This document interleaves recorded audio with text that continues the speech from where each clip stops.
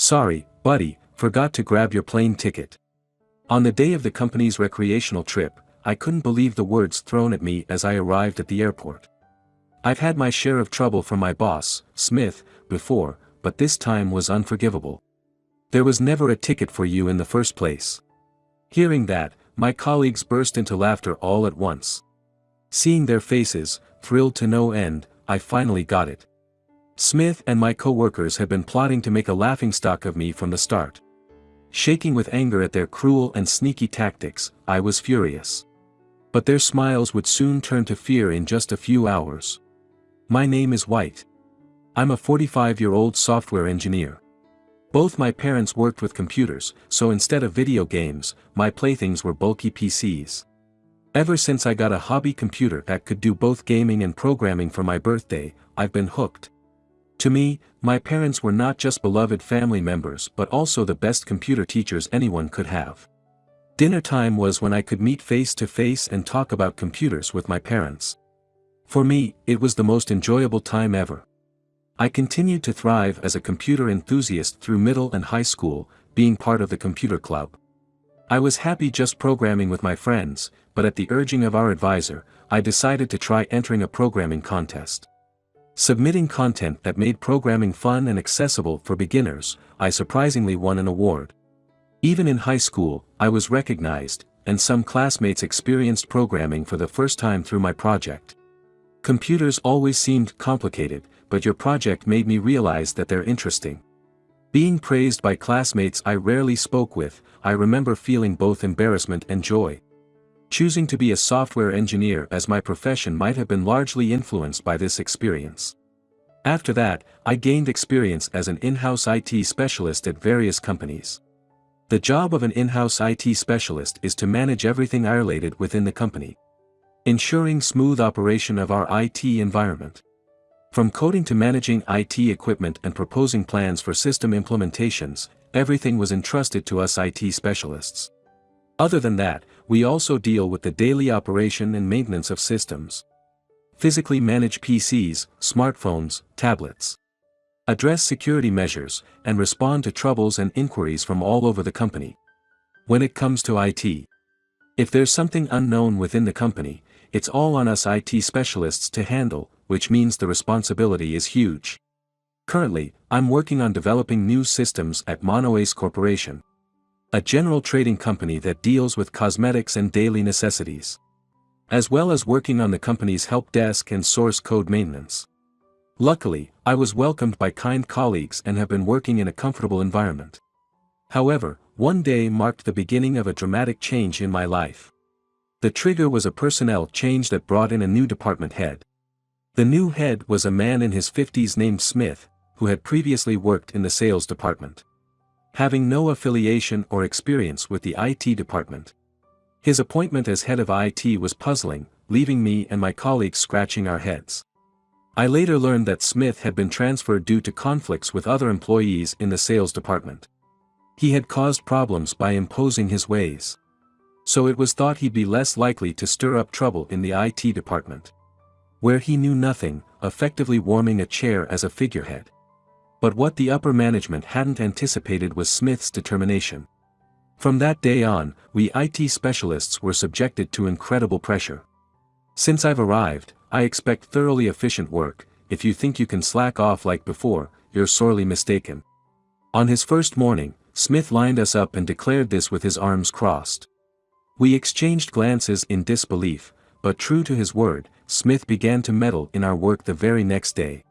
He counted the number of internal tasks we handled hour by hour and posted the counts on the wall, like a sales department competing for the number of deals closed. The bar graphs displaying our figures made my colleagues visibly anxious. The count increased with each system trouble resolved or employee helped. And if we didn't meet the target numbers set by Mr. Smith, he would berate us for not trying hard enough. White, you had no report last week, were you even working? My current job involves system maintenance. As I reported, there were no emergency issues to report. I responded politely, but Smith seemed displeased. No issues, so, you were slacking off, then? No, regular maintenance is necessary to prevent issues from arising. Even as I tried to explain, Smith just frowned in annoyance, not willing to listen. Instead, he began flipping through a file in the middle of our conversation. It appeared to be my personnel file, handed over from HR. After staring at the contents for a while, Smith let out an unpleasant smirk. "So, at 45, you've been hopping from one company to another. Can't keep a job for long, huh? That speaks volumes about your incompetence." With that, he waved me off as if to say he had heard enough, intending to dismiss me. I was utterly stunned to be directly called a failure to my face. Indeed, I've been through several companies. But, I've always produced satisfactory results wherever I worked, including at my current company, Monoace Corp. I've always worked hard, never once considering myself a failure. I should have taken the opportunity to thoroughly explain my role as a software engineer and my job responsibilities to Smith. However, I never expected that Smith, even after being assigned to the IT department, would continue not to study and learn. I chose to keep quiet rather than stir up trouble. I also believed that once he saw the quality of my work, he would understand my value. Instead of confronting him directly, I thought it would be better to work together and get along. That approach turned out to be a big mistake. From the next day, Smith started to harass me. Having worked at many companies where everyone got along, this was a new and unpleasant experience for me. Some of the younger employees resigned due to Smith's illogical departmental reforms. But instead of addressing the issue, he doubled down on his policies. He seemed to think that if employees remained under these conditions, they wouldn't leave the company easily in the future. Moreover, Smith began assigning us his work, claiming he didn't understand it, and leaving for home at the end of his scheduled shift. We ended up working late into the night, barely catching the last train home, and the work followed us home. As these days went on, the atmosphere within the department grew tense. Knowing that becoming one of Smith's favorites could spare them from unreasonable quotas and excessive overtime, everyone started trying to curry favor with him. Eventually, the entire department began to ostracize me.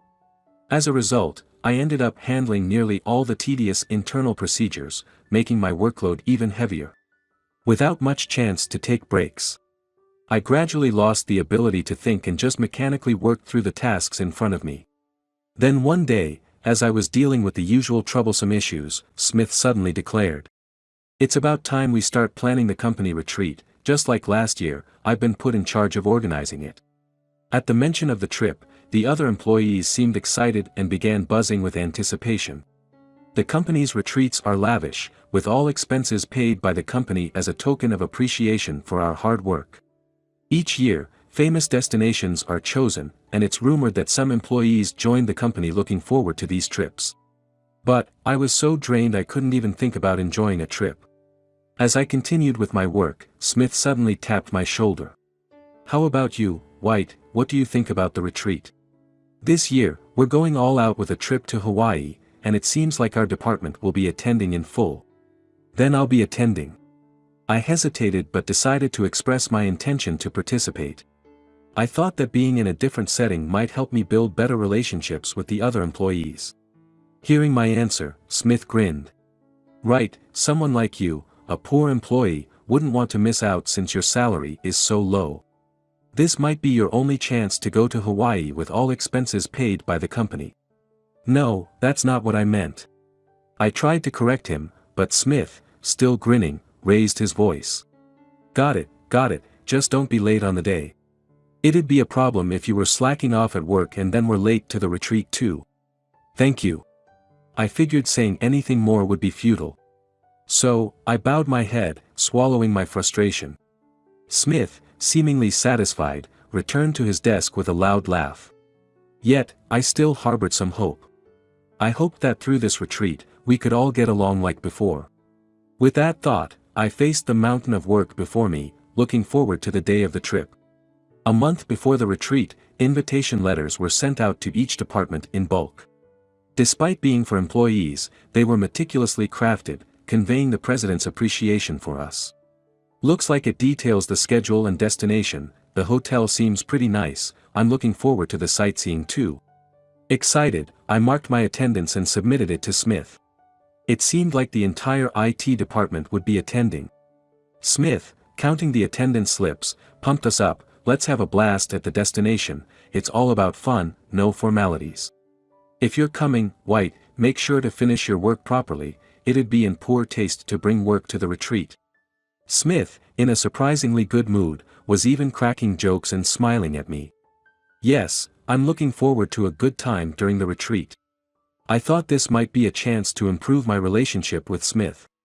With that hope in my heart, I returned to my desk feeling lighter, unaware that this expectation would soon be shattered. On the day of the retreat, I arrived at the airport earlier than the time mentioned in the invitation. Since I left my house early to avoid being late, there were only a few employees besides me at the meeting spot. Due to the holiday season and it being peak travel time, the airport was bustling with planes taking off and landing and passengers coming and going. As the meeting time approached, employees began to show up in small groups. I heard that the president and the upper management had already departed on a different flight. The rest of us were receiving our plane tickets, grouped by department. Since the tickets were bought online in bulk, each employee received their 2D barcode ticket via email. I lined up with the other IT specialists to receive my ticket from Smith. Smith seemed really excited about going to Hawaii, already dressed in a short-sleeved shirt from the airport. My colleagues were receiving their plane tickets one by one and started walking towards the boarding gate. Has everyone got their tickets? Let's head out then. Excuse me, I haven't received mine yet. I realized I was the only one left behind. Yet, as if he couldn't see me, Smith began moving towards the boarding gate. When I called out to him in a panic, Smith turned around with a look of surprise. Huh, why are you here? Weren't you supposed to be skipping the retreat, White? I am coming, I submitted my attendance form to you directly, where's my plane ticket? Even as I asked, a chill went down my spine with a bad premonition. Facing me, all tense, Smith showed an unpleasantly sly smile. Ah, right, I thought you'd stay behind to work as usual, White, my bad, I forgot your ticket. With that, Smith turned to leave as if nothing was wrong. Wait, please, how am I supposed to get to Hawaii then? No idea, we're all heading out for the retreat now, don't start complicating things and causing trouble. Frustrated by his selfish reasoning, I couldn't help but raise my voice. Don't know, but this is a company event, right? Could you at least contact the travel agency for me? You're being persistent. How about you just give up? If your stubbornness causes a delay and ruins the retreat for everyone, then what? By this time, other employees had started to notice our argument and came back to see what was happening. The colleagues gathered around Smith to find out what was happening. White here is saying he wants to go on the retreat, but there was never a ticket for him in the first place. Hearing this, my colleagues burst into laughter all at once. Finally caught on, huh, gotcha good. That face of White's. Seeing their faces, as if they couldn't contain their amusement, I finally realized. Smith and my colleagues had been plotting to exclude me and make me the butt of their joke from the start. My whole body shook with anger at their malicious and underhanded tactics. The loud laughter of Smith and the others was so obnoxious that it made the surrounding passengers frown. After a while, when Smith finally managed to control his laughter, still catching his breath, he told me. I canceled the trip for you, thinking about you. What do you mean? With a scowl, Smith continued talking amidst his laughter. The company pays for the hotel and flight. But for someone poor like you, enjoying luxury would make returning to work and your regular life feel unbearable, right? I thought it'd be better for you to skip the retreat and work alone, for your own good. I now see what kind of person you are, Smith, and it seems my colleagues are of the same character, understood. Leaving those words behind, I turned my back on Smith and his group. Their loud laughter followed me as I walked away. But their smiles would soon turn into expressions of horror in just a few hours. Hours later, Smith and his group, stretching and enjoying the bright atmosphere of Hawaii, were saying, Hawaii is truly exceptional, this is the best retreat ever, feeling so good. Is it because that gloomy White isn't here? At a colleague's snide comment, Smith burst into a loud, graceless laughter. However, it was when the group walked out of the airport. Finally arrived, you took quite some time. Ha! To their surprise, I was already sitting in the seats of the bus they had reserved for transport. Smith and the colleagues stopped in their tracks, their mouths agape. Why, how are you in Hawaii? You shouldn't have had a ticket, and there's no way you could have gotten here before us. I struggled to suppress my laughter at Smith's flustered shouting. It's simple, it's peak tourist season now, with flights departing every hour. I bought a ticket for an earlier flight. You bought a ticket, but where did the money come from? Besides, every flight should be fully booked at this time. Smith, turning pale, spat out his words in anger. Economy class was full, but luckily there was a last-minute cancellation, in first class, actually. At my response, Smith's face turned even paler, utterly speechless. The number of flights connecting our nearby airport in New York with Honolulu in Hawaii can reach up to 32 a day during peak season like this, making it one of the busiest routes with flights departing every hour. That time, realizing I had no ticket, I immediately went to the airport counter. I inquired about any available seats on a flight to Honolulu.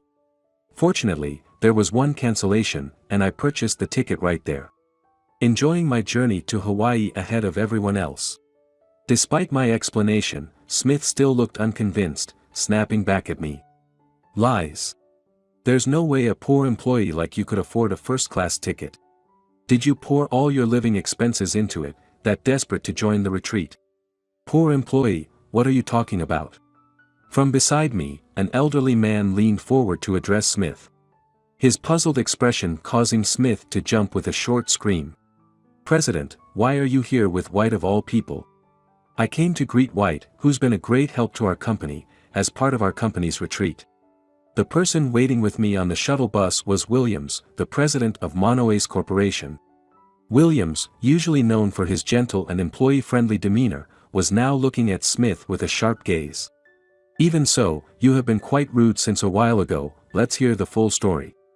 I was just giving my subordinate, White, a warning. He suddenly wanted to join the retreat, disrupting our group's harmony. Smith started to fabricate a story to suit his narrative. However, far from being convinced, Williams's brows furrowed in anger. Don't speak so rudely. White is a highly skilled freelance software engineer whom our company has contracted. Though he's assigned to your department, his position is equal to, no, more important than yours.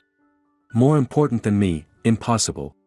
Smith's face turned pale, his whole body trembling. I'm not an employee of this company but a freelance software engineer who has contracted with many companies before. Smith thought I was just an employee who frequently changed jobs. But in reality, I've been contracted for specific tasks by the company, rather than employing an in-house engineer. The advantage of utilizing freelance engineers is the flexibility in hiring talent as needed. If the company requires specific skills that are not available in-house, they can hire freelancers like us as immediate assets. And when the heavy lifting of development is over and it moves to operation, a highly specialized engineer isn't always necessary. In such cases, contracting freelancers allows for the termination of the contract upon completion, effectively reducing the running costs for engineers, which is a significant benefit for the company. He was introduced as a skilled service engineer to work in our company. And yet, he's been treated disrespectfully, being called poor. Not even reading the materials given to you properly. What's all this about? I'm sorry, it was just a small misunderstanding. There was no ill will, please forgive me. Being reprimanded directly by the president, Smith was shaking so badly he looked like he might collapse on the road. Afterward, Smith was collected so as not to disturb others, and we moved to our accommodations with the rest of the employees. Williams decided not to reprimand Smith and his group further during our stay in Hawaii, hoping for an enjoyable retreat. But not being reprimanded probably only increased his anxiety. Despite the anticipation for the Hawaii trip, Smith was nervous from start to finish. It seemed like he couldn't enjoy Hawaii at all. As for me, I toured the planned tourist spots with Williams and came to love Hawaii. It goes without saying that interacting with employees from other departments made it a very meaningful retreat. After returning from the trip, Smith and the colleagues who had harassed me were all in a dejected state, continuing their work. They seemed jittery, possibly expecting a salary cut or some sort of punishment, but what happened next took an unexpected turn. Shockingly, it was revealed that Smith had been selling company information to a rival company, having been tempted with a job offer. It seems Smith harbored a considerable grudge for being moved from the sales department, ignoring the fact that his own misconduct with subordinates was the cause. He was angry, believing the company failed to recognize his abilities. A rival company approached him, offering an attractive position if he provided them with information. "I've dedicated 30 years to sales, if I'm going to be dumped into some incomprehensible IT department. I might as well bring the company down," he said. Smith fell into their hands, handing over documents containing sensitive information about talented personnel and upcoming products. However, what the rival company most desired was information from the IT department where I worked. The very reason Smith was targeted was because he was a complete novice in IT. Sneaking out information without the employees noticing was out of his league. Moreover, at the time he was approached for the extraction, I was almost solely responsible for the IT engineering tasks. In other words, without dealing with me, he couldn't get the information he needed. That's why Smith had become even harsher in his treatment towards me, aiming to drive me to resign on my own. However, since I remained dedicated to my duties and showed no signs of quitting, Smith became desperate. That's when he concocted the plan to ostracize me during the retreat. "If only you had resigned willingly, I wouldn't have had to struggle. I thought making you alienated from other employees during the retreat would drive you out of the company." Smith had suppressed my participation form and deliberately omitted my plane ticket reservation.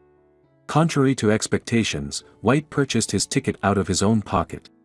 Furthermore, he exposed my misconduct in front of the president. "So, you were harassing me with baseless accusations because I wasn't resigning easily, right?" Indeed, had that situation of being completely isolated continued, I might have submitted my resignation. At the very least, I wouldn't have extended my contract. Once I left the workplace, employees who had become entirely dependent on others for their work could have been easily outmaneuvered to extract information. Without a guardian like me, Smith's plan could have been executed without a hitch. White is a key component of our internal systems. Had he left midway, the damage to our company would have been immeasurable, Williams said. At those words, Smith's face fell, and he slumped to the floor in defeat. What followed was a rapid series of events. Caught in a panic, Smith contacted the personnel from the rival company, and the encounter was secured. By the next day, the company bulletin board displayed the disciplinary actions related to this incident, listing the names of the IT department employees who had harassed me, including Smith. Why am I the only one getting fired? Smith, who received the harshest punishment, was infuriated, shouting with his shoulders hunched in anger. Naturally, Smith was found to have intentionally leaked information to a rival company, violating his confidentiality obligations, and thus, disciplinary action was taken against him. Despite Mr. Smith's red-faced protests, we had irrefutable evidence in the investigation documents. Why don't you understand, what you did is unforgivable, the company has decided on disciplinary dismissal. No severance pay will be issued, Williams declared firmly, causing Smith to collapse to the floor and start crying loudly, regardless of the onlookers. Among the IT department colleagues, some had been coaxed into misconduct by Smith and stood there, sweating profusely, in a daze. It was a pitiful scene, but entirely of their own making, leaving no room for sympathy. They had to face the consequences of their actions. Thus, the turmoil that began with Smith's arrival finally came to an end. After being dismissed, the former Smith struggled to find re-employment as rumors that he had tried to sell company information to a rival spread. And no company would take him. Abandoned by his family and divorced, his wife and children took everything, including the house and assets, leaving him with nothing. He managed to find work as a temp, bouncing between various odd jobs like traffic control and road construction. Those colleagues who had harassed me and assisted the rival company were also dismissed. But the other employees, showing sincere remorse, continue to work to this day. Your future performance will be our judgment, give your best in what you can do now, Williams warmly advised them as company president, leading to their renewed apologies to me. Since then, the work environment has returned to its initial peaceful state. As for me, I finally completed the system development and left the office on time after a long while, enjoying some relaxation at home. The work I used to do almost single-handedly was completed much faster with the cooperation of my colleagues. While working together, they were once again amazed by my skills. Sharing my knowledge more in the future will undoubtedly help them grow into competent service engineers. When that time comes, maybe I'll graduate from the current company, I mused. Wherever you are, whatever the situation, make sure to complete your work with dedication. My father's voice quietly reminded me. Next to him, my mother nodded, enjoying our family dinner together for the first time in a long while. Thinking back, my aspiration to become a service engineer began by watching my parents dedicate themselves to their work. Like them, I'll continue to respect clients and build good relationships with my colleagues. Helping each other is indeed an essential component of creating a wonderful environment. With that thought in mind, I'm heading to the company again today. To complete my work with pride, I'll be sitting in front of my computer.